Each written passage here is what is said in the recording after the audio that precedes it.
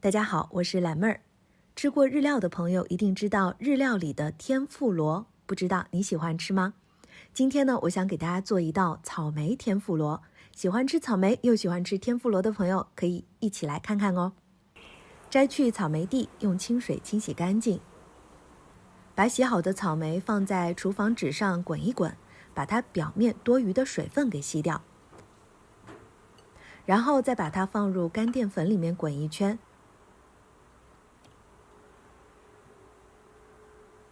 抖掉多余的干粉，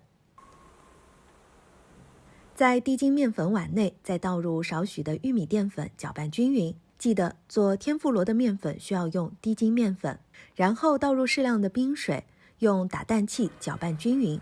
不过不要过度的搅拌，过度搅拌的话，面糊会出筋。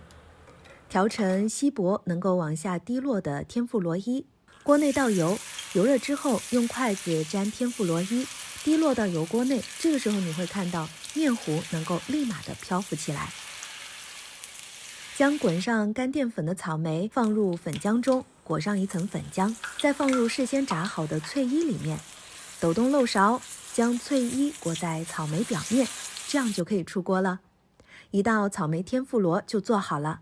炸好的草莓吃起来外面是脆的，里面又有多汁儿，